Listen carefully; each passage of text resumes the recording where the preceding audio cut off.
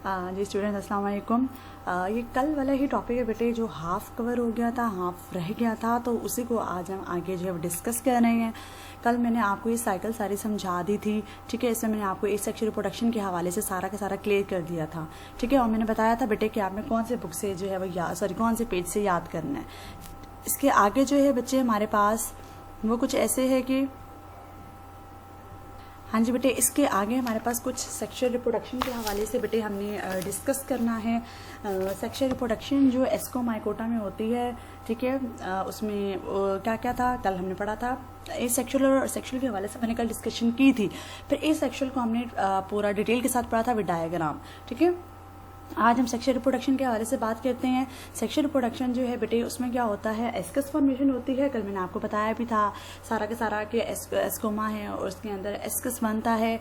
Ascus पे meiosis होती है और एस्कोस्पोर्स बनते हैं जिनमें नंबर ऑफ क्रोमोसोम हाफ होता है मेयोसिस के जरिए, ठीक है। तो वही कह रहा है कि सेक्शुअल रिप्रोडक्शन जो है हमारे पास, उसमें क्या होती है, एस्कस बनती है, ठीक है। और ये एस्कस जो है वो एक ही सेम माइसीडियम पे बनती है जो डैट प्रोड्यूस कोनिडिया, ठीक है। वो वाली माइसीडियम, वो वाली फंगस जिसने आगे जाकर ए सेक्शुअल रिप्रोडक्शन में कोनिडिया बनाना होता है, ठीक है। सेक्शुअल रिप्रोडक्शन में वो कोनिडिया की जगह पर हमारे पास जो है वो एस्कस फॉर्मेशन हो जाती है, ठीक है। उसके बाद द फॉर्मेशन ऑफ मल्टीन्यूक्लिएट, उसके बाद क्या होता है कि हमारे पास दो तरह के गैमेट्स बनते हैं। एक मेल गैमेट होता है और एक फीमेल गैमेट होता है, ठीक है। सेक्शुअल रिप्रोडक्शन में पहला स्टेप क्या है, एस्कस फॉर्मेशन, ठीक है। सेकंड स्टेप क्या है कि फॉर्मेशन ऑफ गैमेट्स या गैमेटेंजिया वगैरह। तो मेल गैमेट अलहदा बनता है, फीमेल गैमेट अलहदा बनता है, ठीक है। तो हमारे पास जो मल्टी न्यूक्लिड है, सारे न्यूक्लियस वाला जो गैमेटेंजिया है मेल गैमेट का, उसको एंथेरिडिया कहा जाता है, ठीक है। और फीमेल गैमेटेंजिया जो है उसको हम एस्कोंजिया कहेंगे, एस्कोंजिया कहेंगे। ये एस्कोंजिया जो है बेटे, ये मैंने आपको डायग्राम में बताया भी था। ये जो नीचे वाली सारी जगह ये ऑस्केंजिया है, ठीक है, ठीक हो गया। उसके बाद बेटे और इससे सेक्शुअल रिप्रोडक्शन होती है। तो ए सेक्शुअल और सेक्शुअल में डिफरेंस याद रखिएगा बेटे। सेक्शुअल में एस्कस बना, ठीक है, उसी हाइफी पे बना जिससे आगे कोनिडिया बनता है। उसके बाद गैमेट्स बने, फीमेल गैमेट अलहदा, मेल गैमेट अलहदा से बन जाता है। फीमेल गैमेट जो है उसको हम फीमेल गैमेटेंजिया कहते हैं, मेल गैमेट को हम मेल गैमेटेंजिया कहते हैं, ठीक हो गया। उसके बाद जो मेल न्यूक्लियाई जो है एंथेरिडियम की, मतलब जो मेल हमारे पास जो है जो मेल का जो गैमेटेंजिया है, यानी कि जो हमारे पास एंथेरिडियम है, एंथेरिडियम का जो न्यूक्लियाई है वो हमारे पास, एंथेरिडियम जो है मेल का, उसका जो न्यूक्लियाई है वो हमारे पास जो है वो एस्कोनियम में जाता है। मतलब मेल जो हमारे पास एंथेरिडियम है, इसका जो न्यूक्लियाई है वो फीमेल वाले जो गैमेट हैं जिसका नाम हमारे पास क्या है, एस्कोंजियम में, उसमें जाता है। अब ये मेल का हमारे पास न्यूक्लियाई फीमेल के तक जाना एक चीज के जरिए जाता है, एक जरिए के जगह जाता है, जिसको हम कहते हैं ट्राइगोनियम जिसे कहा जाता है। ट्राइगोनियम बेसिकली क्या है, एक उभार है जो कि फीमेल गैमेटेंजिया में पाई जाती है, फीमेल गैमेटेंजिया यानी एस्कोंजियम में पाई जाती है,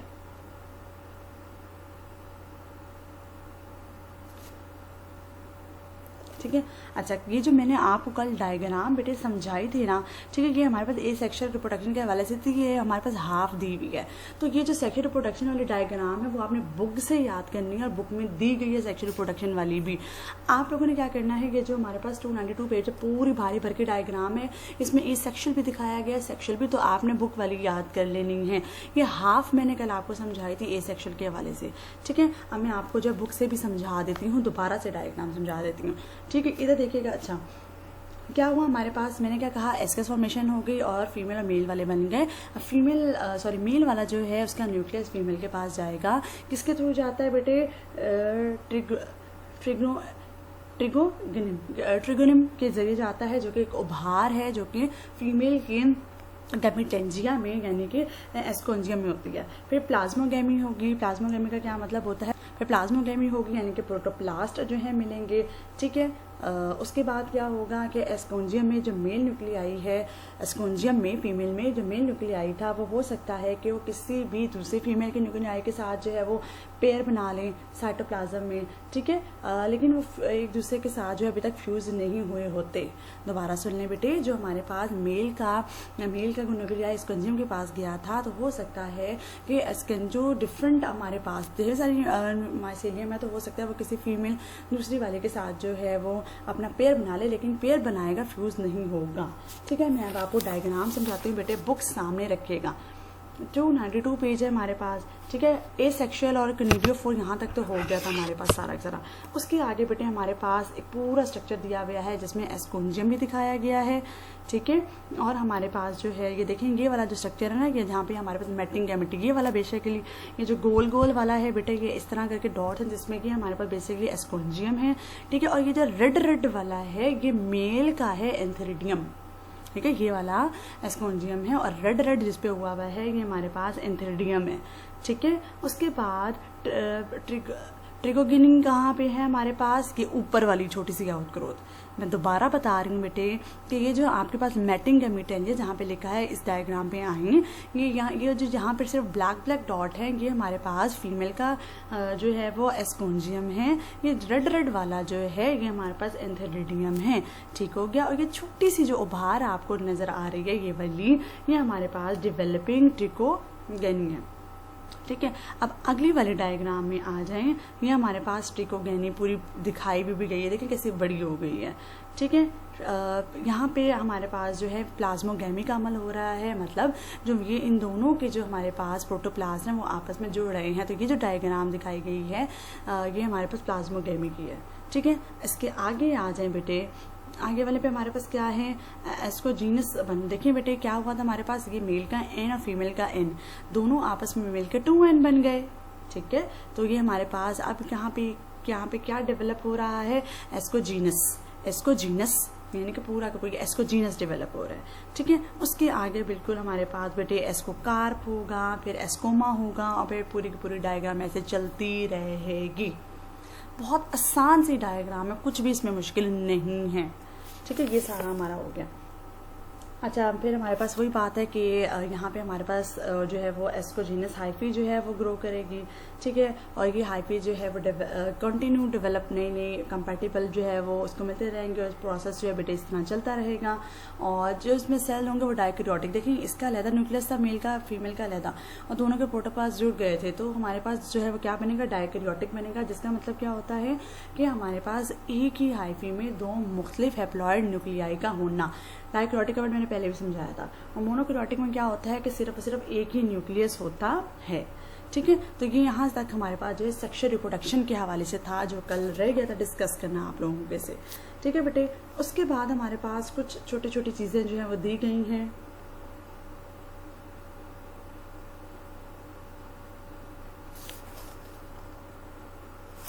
अच्छा, अब जो थोड़ा सा बेटे एस्काई के बारे में बताया हुआ है कि एस्काई कहाँ पे बनता है।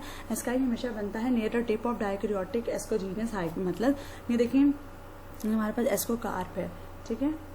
तो वो कह रहा है कि near the tip of dikaryotic ascogenous hyphae, ये हमारे पास एस्कोजीनियस हाइफी है। तो इसके जो कॉर्नर पे हमारे पास एस्काई बनता है, ठीक है। कॉमनली द एपिकल जो हमारे पास एस्कोजीनियस का हाइफी होता है, ये देखेंगे सारी के सारी यहाँ पे हमारे पास यहाँ पे हमारे पास बेटे बना हुआ है, ये देखेंगे नीचे वाला जो है, नीचे वाला ये हमारे पास डाइकैरियोटिक एस्कोजीनियस है। तो ये जो डाइकैरियोटिक एस्कोजीनियस है नॉर्मली इसके जो हमारे पास ऊपर वाली जगह है उस पर हमारे पास जो है वो क्रॉन्जर होता है। क्रॉन्जर जो है बेटे क्रुक की तरह का होता है, मैंने कि आप कह सकते हैं कि बिल्कुल गोल गोल सा होता है, ठीक है। और ये न्यूक्लियाई जो हैं, जो जुड़े हुए न्यूक्लियाई होते हैं, उनको अलाउ करता है कि वो एक साथ डिवाइड कर जाएं एक ही हाइफी के अंदर या किसी भी दूसरे हुक में, ठीक है। ये बिल्कुल आप क्रॉन्जर के देखिए हमारे पास जो डाइकैरियोटिक एस्कोजीनियस है इसके ऊपर वाली साइड पे जो है क्रॉन्जर होता है। क्रॉन्जर बिल्कुल हुक की तरह का होता है, ठीक है। और ये अलाउ करता है दोनों जो पेयर्ड हुए थे हमारे पास न्यूक्लियाई के, वो एक साथ डिवाइड कर दें एक ही हाइफी के अंदर, ठीक है, या किसी भी दूसरे हुक में।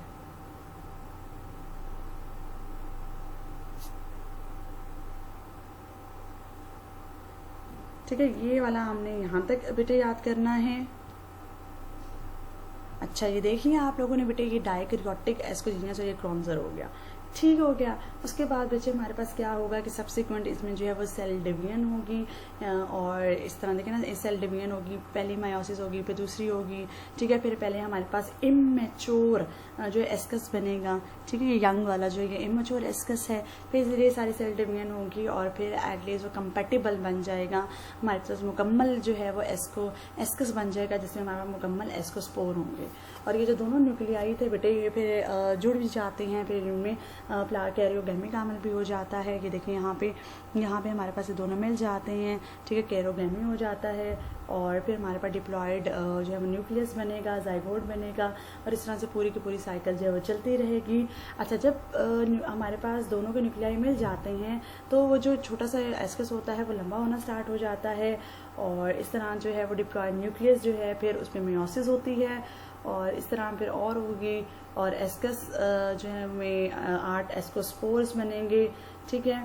और इस तरह पूरा ये प्रोसेस चलता रहेगा बेटे, बस हमने यहाँ तक याद करना है, ठीक है। तो मैं दोबारा बता रही हूँ बेटे कि आपने कहाँ से कहाँ तक याद करना है। ये आपका पेज बनता है 291 पे लिखा हुआ है एस्कोमाइसीड्स। ये स्टार्ट से जो है बेटे आपने पहले जो है स्टार्ट से लेकर आपने याद करना है फुसेरियम तक, ठीक है, फुसेरियम ऑक्सीस्पोरम। उसके बाद बेटे आपने जो है वो यहाँ से याद करना है जहाँ पे चेस्टनट ब्लाइट लिखा हुआ है कॉर्नर पे, यहाँ से लेकर आपने डिजीज तक याद करना है। फिर आपने एक दो लाइन छोड़ने के बाद मैंने यीस्ट यहाँ से स्टार्ट करके आप लोगों ने एंड तक करना है। फिर मेजर ग्रुप के नाम वगैरह आपको आने चाहिए, ठीक है, जो मैंने कल आपको समझाया था। फिर अगला पूरा पैराग्राफ याद करना है, फिर उससे भी अगला पूरा पैराग्राफ, फिर आगे सारा का सारा आप लोगों ने याद करना है। फिर आज सेक्शुअल रिप्रोडक्शन वाला भी बेटे सारा याद करना है कि दोनों पैराग्राफ और एंड तक जो है एक दफ़ा सारा का सारा कर लेना है। अक्सर ये होता है बेटे हमारे पास कि ये जो हैप्लॉइड न्यूक्लिया होते हैं इनको कट कर दिया जाता है, ठीक है, और ये एस्कोस्पोर बनाते हैं। बहुत सारे एस्कोस्पोर में क्या होते हैं कि एस्कस बहुत ज़्यादा हार्ड हो जाता है जब वो मैच्योर होता है, और मैच्योर होने के साथ साथ वो पे फट जाता है, और जितने भी एस्कोस्पोर्स होते हैं वो बाहर निकल आते हैं और कप शेप होते हैं ये, ठीक है। और इसके अलावा फिर नई फंगस बना देते हैं। एस्कोस्पोर जो है तकरीबन हवा में 2 सेंटीमीटर तक जा सकते हैं, और इसके अलावा 30 सेंटीमीटर तक भी जा सकते हैं। तो इससे ढेर सारे हमारे पास हवा में एस्कोस्पोर्स बिखर जाते हैं। अगला जो पैराग्राफ है वो यीस्ट के हवाले से है बेटे। यीस्ट के हवाले से मैंने आपको पहले भी समझाया हुआ है सारा का सारा, तो ये वही लिखा हुआ है। यीस्ट जो है हमारे पास इसमें जो है वो ये इस काबिल है कि वो एक गैमेट के तौर पर एक्ट करे, ठीक है। यीस्ट में हैप्लॉइड वाली भी हमारे पास रिप्रोडक्शन होती है और जो है डिप्लॉयड वाली भी, और ये दोनों मैंने पहले भी डिस्कस की हुई हैं आपके साथ। है दो, अगर डिप्लॉयड वाले में दो हमारे पास हैप्लॉइड सेल जो हैं वो आपस में मिलकर डिप्लॉयड सेल बनाते हैं, और जिससे जाइगोट बनता है और एक एस्कस के तौर पे। इन यीस्ट में पहले 2 हैप्लॉइड सेल, ये दोनों एनएन मिलकर डिप्लॉयड जाइगोट, और डिप्लॉयड जाइगोट से आगे हमारे पास पूरा का पूरा एस्कस बन गया, ठीक है। मियोसिस होगी एस्कस के अंदर, और यीस्ट में 4, याद रखिएगा आमतौर पर वैसे 8 बनते हैं, और यीस्ट में एस्कस के अंदर मियोसिस के जरिए 4 एस्कोस्पोर बनेंगे, ठीक है। और इसके अलावा बच्चे, इसके बाद हमारे पास दोबारा से माइटोसिस भी हो सकती है, और इससे ढेर सारे एस्कोस्पोर बनेंगे। अच्छा, दूसरे वाले यीस्ट में जिसमें हमारे पास सैक्रोमाइसिस सर्विसी है, मियोसिस कभी कभार लेट हो जाती है, जाइगोट जो है वो माइटोसिस से डिवाइड हो जाता है और ढेर सारे डिप्लॉयड सेल बना देता है, ठीक है। तो इसको हम सेक्शुअल रिप्रोडक्शन बडिंग के थ्रू कहते हैं, ठीक हो गया। और जो यीस्ट है उसमें सेक्शुअल रिप्रोडक्शन भी है, सेक्शुअल रिप्रोडक्शन भी है, यानी हैप्लॉइड और डिप्लॉयड दोनों बडिंग वाली स्टेजेस हैं। ये पैराग्राफ बहुत इंपॉर्टेंट है। डिप्लॉयड सेल जो है वो उसमें ढेर सारी मियोसिस होती है, और फिर वो दोबारा से हैप्लॉइड कंडीशन में आ जाता है, और इस तरह ये बेटे हमारे पास पूरा का पूरा आपने इंग्लिश वाला पैराग्राफ पढ़ लेना है। ये टॉपिक इंतहाई अहम है बेटा कि पूरा टॉपिक आपने बुक से कवर करना है विद डायग्राम। किसी को कोई मसला, वैसे तो बहुत ज़्यादा ये आसान सी चीज़ है। ये हमारा आज का टॉपिक अब जाके ख़त्म हुआ है बेटे। थोड़ा सा लंबा टॉपिक था, थोड़ा सा मुश्किल लगे तो मुझसे पूछ लीजिएगा। मुझे बेशक व्हाट्सएप पर कॉन्टैक्ट कर लिया करें। मैं बार बार कहती हूँ कोई मसले मसाले हैं तो you are more than welcome to ask. अभी तक बॉयज़ में से मुझे कुछ आइडिया नहीं हो रहा है किसको समझ आ रही है किसको समझ नहीं आ रही। बेटे काइंडली तलहा कॉन्टैक्ट करें, बताएं कि किसको कोई मसला मसाइल है या कुछ पूछना वगैरह है तो बेहतर है कि व्हाट्सएप पे मुझे आप पूछ लें, ठीक है। मीटिंग में नहीं रख पा रही हूँ बस थोड़े से मसले मसाइल की वजह से, लेकिन आप मुझसे व्हाट्सएप पे बेशक कॉन्टैक्ट कर लें, ठीक है। एंड गुड लक बेटे, रोज़े भी रखें, साथ साथ स्टडीज़ भी करें, एंड टेक केयर बच्चे, अल्लाह हाफिज़।